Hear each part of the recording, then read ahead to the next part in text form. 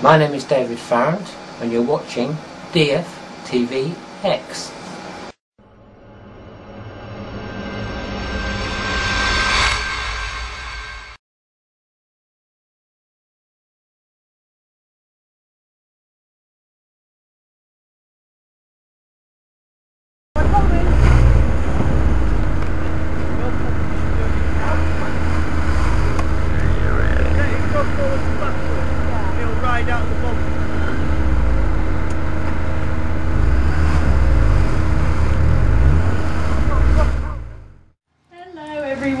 Thank you so much for sort of coming round for this final talk of the day, and we've really saved, you know, our David here. We're very lucky to have him here. So I was about to say save the best for last, but actually I've been to the other talks today and they've been brilliant. So it's sort of, you know, on a par. So but David is really fascinating, and I've interviewed him before for national newspapers. Because he's a completely fascinating man, and I've also been reading his. He's got a 3-part autobiography, and the first 2 parts are out, and I've actually read the middle part, which is to do with what we're talking about today, which is to do with the Highgate vampire case and David's involvement in it, but also to do with the way that the police and court systems dealt with a case that was very nuanced and had an awful lot to do with the occult, and they didn't understand it, they were afraid, but also I mean, I think my reading of the case is there was massive injustice done, because this, I mean, all of this was prior to the law that came in whereby the police have to record your testimony, and they have to record. So a lot of the stuff that went on, which David will tell you about in a bit, would now not hold up in court at all, because, you know, these laws have been changed so that you don't get the police abusing their position of power. So if we'll start, David, with tell us a little bit about what exactly the Highgate vampire case is and where it began. What were the goings on that made? It began in the late 1960s. Originally, Danny, I don't believe in vampires. I think it's absolute nonsense. I do not believe in blood-sucking vampires. This was a psychic phenomenon, unexplained, and albeit maybe malignant, because it was reputed and reported rather to have psychically attacked 2 people in the lane that runs down alongside her. Can I ask, I mean, do you regret any of the publicity that you've done in the past, given the fact that it had those consequences, or do you just see that as part of your psychic investigation and a promotion of the society? Really, no, I do regret it was too particularly second. But as I said, Tanya, that happened when I was a lot younger.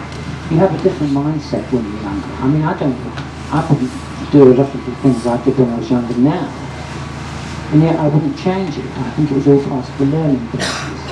I really believe that life is something you learn by experience or fate forces it onto you. Oh, sorry. The actual sentences. How long did you serve of the sentence then? I served 2 years, 8 months.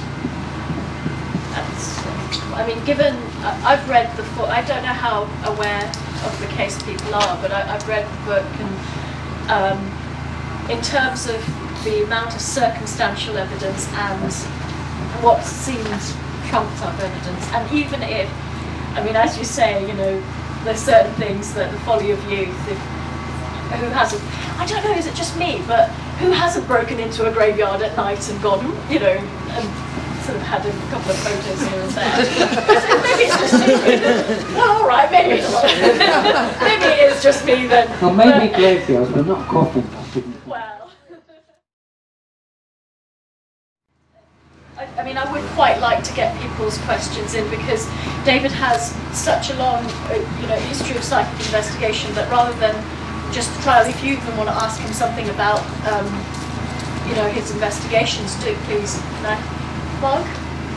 Yeah, what are the satanic marks? Or what is a satanic marks of satanic ritual? What would that be? There was a triangle on the floor. Yeah. Inside the triangle was an inverted pentagram, which you probably know everything in Satanism is reversed. There were symbols around the points of the triangle, which was a symbol of the Mars, Saturn and the Moon, which in that combination are quite lethal. As I said, there was other symbols in there, and there were the burnt down stocks of these huge black candles. Given sort of TV shows and the general media around psychic investigations, I mean, going from, say, the Victorian era, when a lot of psychic investigation was something that became quite fashionable and it was quite legitimately pursued, and say the Society of Psychical Research. Do you think, in the process of your experience, are you a lot more confident about the way that things are going now in terms of how much freedom people have to investigate psychic investigations, or do you think there's still a lot of prejudice about people's interest in the occult? That prejudice has always been there. It was there in the Middle Ages, obviously, much more obviously. I've said time and time again, it's an inherent trait in human nature. Things people can't understand, especially concerning the unknown, they fear. The things they fear, they ultimately condemn. I mean, I know we're at Pendle now, but you've really got to look at this. That sort of case that happened then. I don't think human nature has changed that much. I think those inherent prejudices are still there. They might have become more whitewashed. I mean, we no longer burn witches anymore. It's against the law to take a witch into a marketplace and burn them. It's just not on the statute books. But, people think little, probably nothing, of accrediting witches in the 20th century, the 21st century, of the same crimes and absurdities of which they stood so long ago. The crops failed, someone had a grudge against somebody, all that sort of thing. People were actually in prison for that. They were tortured and actually put to death. No, that hasn't changed. It's just become more, not so beneath the surface.